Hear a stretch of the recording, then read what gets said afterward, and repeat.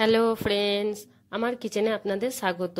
আজকে আমি এই ভিডিওটাতে পেঁয়াজের কুরকুরে পকোড়ি রেসিপি আপনাদের সাথে শেয়ার করব।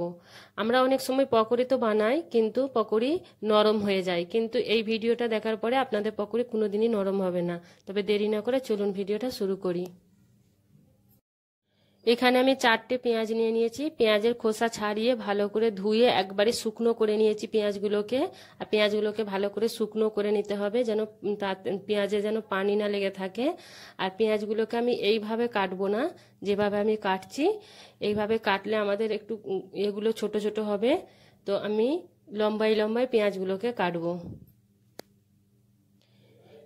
এইভাবে লম্বাই লম্বাই পেঁয়াজগুলোকে আমি কেটে নেব।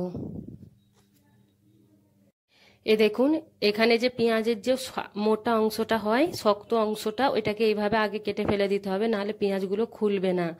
তো এইভাবে আমি আগেই পেঁয়াজগুলোর কেটে নিয়েছিলাম, আরও একবার দেখিয়ে দিলাম যে এইভাবে শক্ত অংশটা কেটে ফেলে দিতে হবে। পেঁয়াজগুলোকে আমি সব কেটে নিয়েছি এখানে। এ দেখুন, এইভাবে এবার কাটার পরে একটা একটা করে পেঁয়াজগুলোকে আমাকে আলাদা করে নিতে হবে। এখানে ঝরঝরে হয়ে যায় যেন পেঁয়াজগুলো, এইভাবে খুলে নিতে হবে।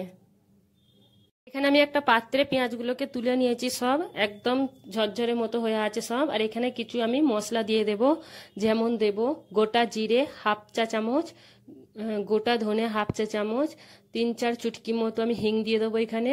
আর জোয়ান দেব হাফ চামচ, আদা রসুন দেবো একটু কিছু, আর একটু লাল কাশ্মীরি লঙ্কা গুঁড়ো দিয়ে দিচ্ছি, আর এখানে একটু হলুদ গুঁড়ো দিয়ে দিচ্ছি।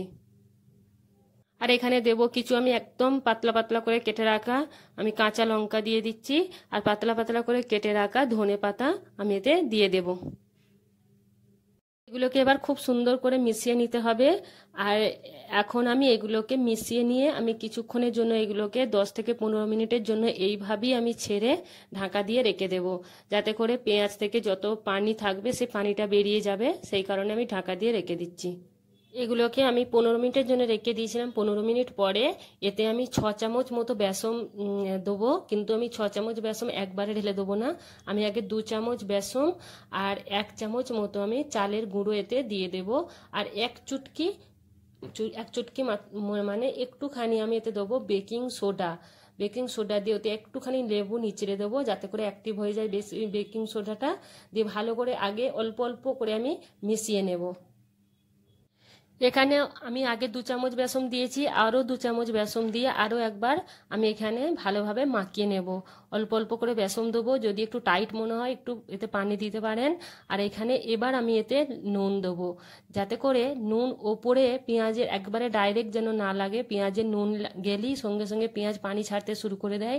তো সেই কারণে যদি বেসনের ওপরে যদি আপনি পেঁয়াজ দেন, তাহলে আপনার পেঁয়াজি দেখবেন সব সময় একদম কুরকুরে হবে, নরম কোনোদিনই পড়বে না।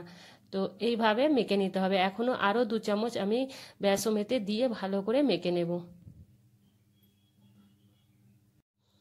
এবার পেঁয়াজিগুলো ভালো করে আমরা ভেজে নেব।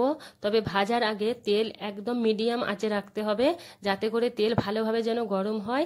আর যদি তেল একদম কম গরম হয়, তাহলে পেঁয়াজি তেল টেনে নেবে, আর তাহলে নরম হয়ে যাবে পেঁয়াজিগুলো। আর এইভাবে ছেড়ে ছেড়ে পেঁয়াজিগুলো দিতে হবে, ডেলা পাকিয়ে পাকিয়ে যেন না দেন।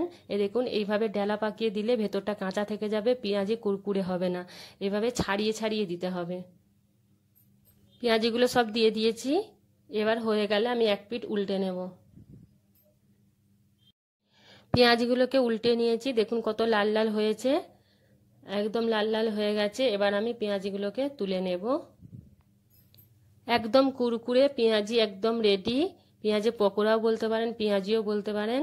তো এই দেখুন, এত কুরকুরে হয় এটা, আর অনেকক্ষণ পর্যন্ত কুরকুরে থাকে। যদি বন্ধুরা ভিডিওটা ভালো লেগে থাকে, তাহলে লাইক, কমেন্ট, শেয়ার আর সাবস্ক্রাইব করতে মোটেও ভুলবেন না। ভিডিওটা দেখার জন্য অনেক অনেক ধন্যবাদ।